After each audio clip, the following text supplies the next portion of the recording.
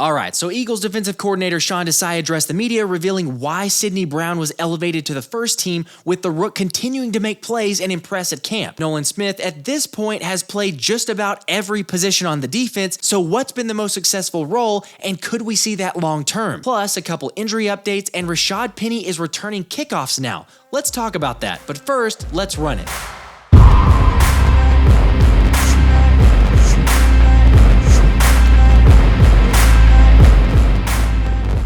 Hey guys, alright, so I had taken off a couple days to spend some quality time with family, so this video is going to recap the last 2 practices. And we start with day 5 of media sessions that began with some screen work, which we've seen quite a bit of, and Sirianni and the rest of the staff seem to be hinting at the fact that we'll see a lot more of that this season. Something we won't see is AJ Brown returning kickoffs, although it's at least worth noting that Swole Batman did take a couple reps back there. Personally, I think AJ was just having some fun and trying something new because, as we all know, he's way too valuable to put him back there. Yet we had one more surprising player who took part in the kickoff rotation in Rashaad Penny, which at first I thought, okay, just another guy who's taking part of the reps just for the fun of it, except then I remembered this dude was an absolute monster in college when returning to football. Not only did Penny rush for an FBS best 2,027 rushing yards and finish 5th in the Heisman voting his senior year, he also set or tied the NCAA record for most kick returns in a college career with 7. So obviously the potential for explosive plays is there,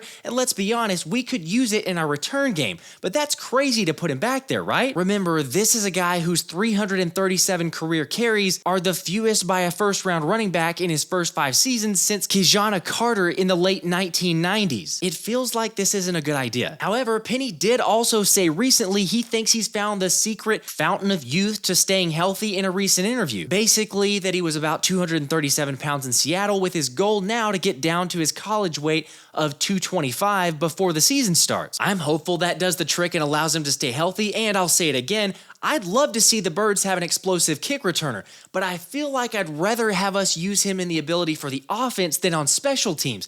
Anyway, let me know what you guys think about all this in the comments. So back to day 5. The injury report has thankfully been fairly light up to this point, although super early into practice we got the scary news that Nakobe Dean was being checked on by the trainer for some sort of injury. Obviously never a great sign when the trainers are holding on to the helmet. You've probably heard by now, but just to make sure, Nakobe should be fine and is dealing with some sort of an ankle injury. Yet the silver lining, if you want to call it that, is that the injury allowed for Morrow and Christian Elliss to both get first team reps. And I don't know if this was by design or based on the fact that Nakobe Dean, the tackling machine, was out, but the offense didn't hold back, starting off with several running plays, firing up the running game and O-line coordinator Jeff Stoutland after Kenny Gainwell showcased some impressive balance and aggressive running during 11-on-11s. It was apparently noteworthy enough for head coach Nick Sirianni to also give an attaboy to Kenny G and the entire O-line. Jalen Hurts joined in on the celebration a bit later with DeAndre Swift when he went through multiple reads before connecting with Agent Zero on a wheel route up the right sideline. It's plays like that that had Sirianni calling Swift a playmaker after practice,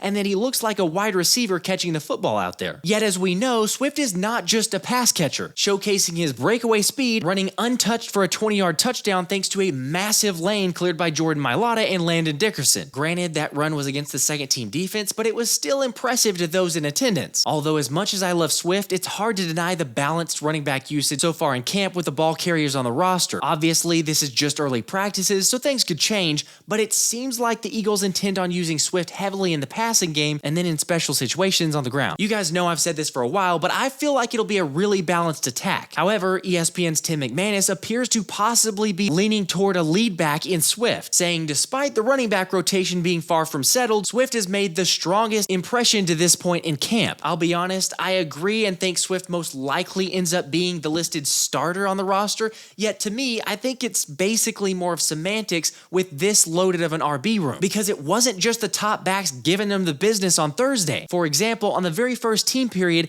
Boston Scott took a handoff from Jalen and followed a pave the lane block as the right tackle took out both Brandon Graham and then Morrow, leading to a big first down on the ground. In case you're a little concerned thinking, man, the defense really got steamrolled, you can relax, rest assured that linebacker Christian Elliss took advantage of his reps with the first-team defense, generating the lone takeaway of the day when Elliss punched the ball out of the hands of wide receiver Joseph Ngata, who had caught the ball on a shallow cross underneath, which was then recovered by cornerback Zach McPherson. If I'm not mistaken, that's now 4 takeaways for Elliss based on OTAs and training camp, which is far and away the best of anyone on the team. Oh yeah, and Elliss also blitzed Tanner McKee on the final play of the team session, getting home for the would-be sack. Sorry if I'm a broken record at this point, but the Buddha just keeps making plays. And the 24-year-old shared afterward what it is that's allowed him to seemingly take the next jump. Comfort.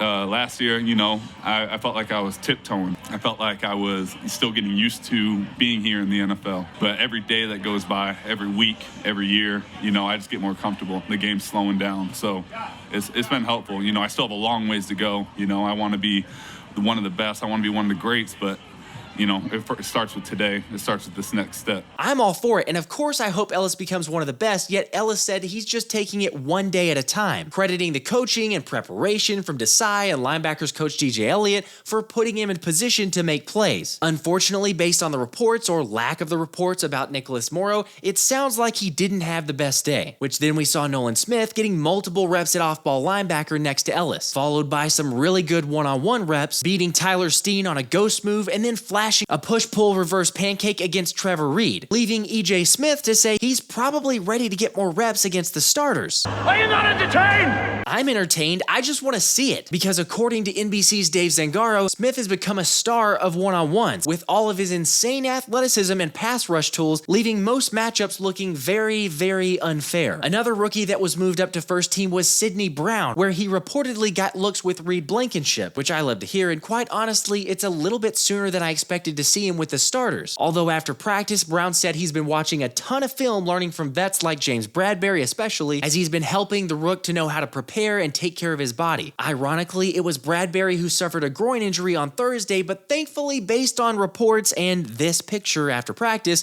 the All-Pro should be fine. It did, however, open up a door for rookie Keeler Ringo to get more reps, where he made an especially stellar play breaking up a pass intended for Devontae Smith, breaking on the ball at the last second near the goal line and almost coming away with an INT, and the 21-year-old even spent more time after practice ironing out some technique, because despite the fact that he's as close to a lock as possible to make the roster, it's still a crowded cornerback room with Mekhi Gardner really pushing to get a job. Now, for those curious about how our fearless leader performed, it was a decent day on Thursday as he went 8 for 12 with 0 touchdowns and no interceptions, adding to the triple threat that he's ready to be for the Birds. I've always been a unique player, but embracing the rarity of being a true triple threat, and being able to do all of the things that the quarterback position requires. So I just want to continue developing those 3 areas of my game, be the best leader I can be, and that goes a long way as well. Triple threat: throwing, running, leading?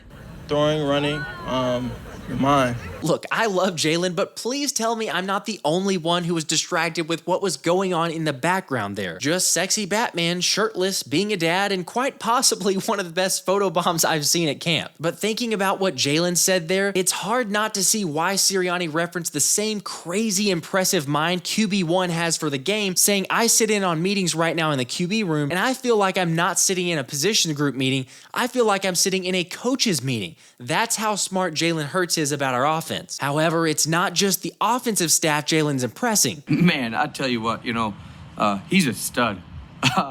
It was really impressive. I was just in my office one day, I think it was like during dinner time, and I was just watching tape, and all of a sudden he's just standing there at the door, and I'm like, what's up? And then he just, started asking questions, and I told him I love it.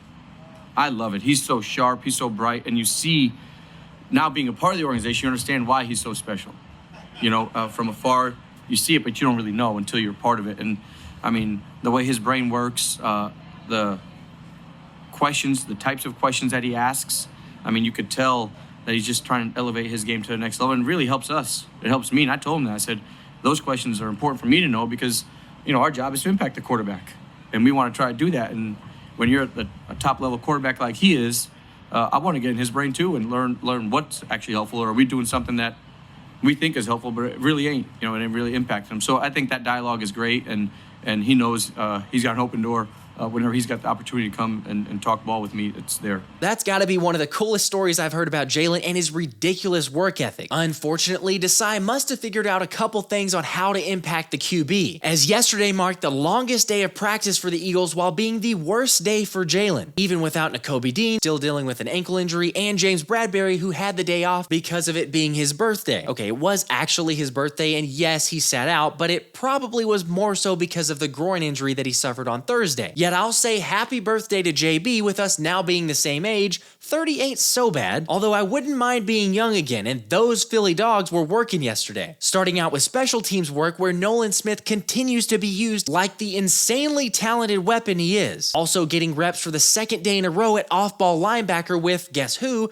Christian Elliss again. Because as Desai said, this defense is built to leverage people's talents. Look, I know this doesn't signify the end for Nicholas Morrow, but the writing's kinda on the wall when one of your clear starters is out and injured, yet you're not getting the first team reps. Sure, you could argue Desai is just wanting to get as many reps as possible, and I'm all for that, but let's not deny the tea leaves. Of course, Superman is just a playmaker, which is why he was later noted to be getting snaps at the 4-eye technique where he got a run stop. Again, absolutely insane range to go from off-ball linebacker to 4-eye, in case you're not 100% sure what the 4-eye is. So in this scenario, a player aligned directly in front of an offensive tackle is a 4 technique, whereas a 4-eye would be on the inside shoulder of the tackle. Otherwise translated as you can practically line up Nolan anywhere on the field. Once again, the Inquirer's Jeff McClain shared the Rook did well with his outside speed rush in one-on-ones, but finally got paired up with the starters, meeting Jordan Mailata, where he got swallowed up, and then later showed a not spoken of nasty side after a rep against Brady Russell. A little surprising, but it's football. Josh Sweat's stock also continues to rise, executing a twist next to Jordan Davis and ripping through the left guard before recording another sack. This is such a vaunted pass rush, although we did get a massive scare yesterday when Patrick Johnson suffered a knee injury. And in an attempt to be first, Jeff McClain made all of our hearts drop when he said the injury was potentially season-ending. If you ain't first, you're last. Come on, bro, don't do that to us. Thankfully, it turned out to not be a serious injury, and I hope Johnson can get back on the field because he's had an impressive camp so far. One other guy playing for a spot who Tim McManus has been particularly impressed with is Josh Jobe, thanks to locking down his side of the field yesterday and delivering a highlight play with a pass breakup on a Hurts pass to Devontae near the goal line. Again, I know it's early, but just feels like Jobe is a lock to make the roster, getting these reps with Bradberry out and performing well in his absence. However, Keely Ringo didn't have a great day, getting crossed up by an applause-generating double move from Olamide Zaccheaus and later tackling the crap, according to Brandon Lee Gowton, out of Tyree Cleveland in the end zone. Oh yeah, I should mention that was while the ball was still in the air. Pass interference. Defense, number 37. Not great. On the flip side, Sidney Brown nearly made his flashiest play of camp, breaking on a throw outside the numbers to, once again, Tyree Cleveland. As Fran Duffy recalled, the two jumped up for an Ian Book throw at the last moment, and Cleveland was able to just get enough of it to keep Brown from coming down with an interception. Brown wasn't happy with failing to net the turnover, but pounced back up and was ready to go for the next play. Yet it's those types of plays as to why the DC elevated the Rook so quickly. He's doing well. You see his speed and his ability to break on balls and his aggressiveness. He's still got to clean up some mental things, and that's okay because we're all there. Like I said, it's practice 7 or 8 of camp. Like, there's just things that we keep progressing, and I think the exciting thing for him is he's starting to feel more and more comfortable every day. These are really good signs from the young guys so far. There's still a lot of time before the season, so the fact that Brown is getting these elevated reps speaks volumes. We should also point out that Kvon Wallace has made some noise recently with Nick Sirianni saying there's a spot open and Kvon's in the mix for that. I don't know, I'd still be shocked if Kvon won the position, but it's interesting that Sirianni said a spot and not spots. Maybe I'm reading too much into it, but I think Reed Blankenship is a lock. What do y'all think? And who do you think gets the other safety spot? Either way, I love to see Brown making progress and having a solid day. Unfortunately, Hurts had his roughest day, throwing his first interception of camp during a 2-minute drill with 16 seconds left on the clock as he tried to force it to Goddard, but was picked off by Big Play Slay. Obviously, never good to throw a pick, and despite a decent-looking box score of 11 for 13 with 1 touchdown and 1 interception, Brandon Lee Gowton said the day was a bit worse, as Hurts generally held on to the ball for too long, resulting in multiple would-be sacks, taking off, running twice during 7-on-7 drills, which isn't what you really want to see. Hurts also had a pass to Devontae Smith along the sideline knockdown and threw a pass meant for A.J. Brown a little too short, which got tipped by Reed Blankenship, although it really should have been picked. Other members also said Hurts missed a couple open receivers, and it just didn't appear like he was on his A game. Although the part that frustrated Nick Sirianni and had him yelling at Jalen the most was at the end of the team's 2-minute offense, where Hurts was short of the marker and walked off the field with the rest of his teammates. Sirianni's main issue, though, was that Hurts didn't hand the ball to the referee at the end of the play in an effort to save the clock. Jalen accepted the coaching from Sirianni, did some voluntary push-ups for his mistake, and got ready for the next rep. What I love the most is just the accountability here. No one gets an easy pass, especially the leader in Jalen, and come on, he wouldn't want it any other way. Personally, I like hearing about the coaching here, but what do you guys think? Are you concerned about it, or are you concerned about one bad practice from Jalen? I'm not, and I expect him to be fired up and ready to go in tomorrow's open practice at the Link, which, by the way, will be doing a live stream during practice with a chance to win 2 regular season tickets. In case you're finding it incredibly difficult to get a Kelly Green jersey or the wait times are just way too ridiculous, apparently the Eagles Pro Shop still has basically everything. So if you're in Philly, I'd swing by ahead of the open practice just in case, but for the rest of us, we gotta wait. This has been the Philly Special.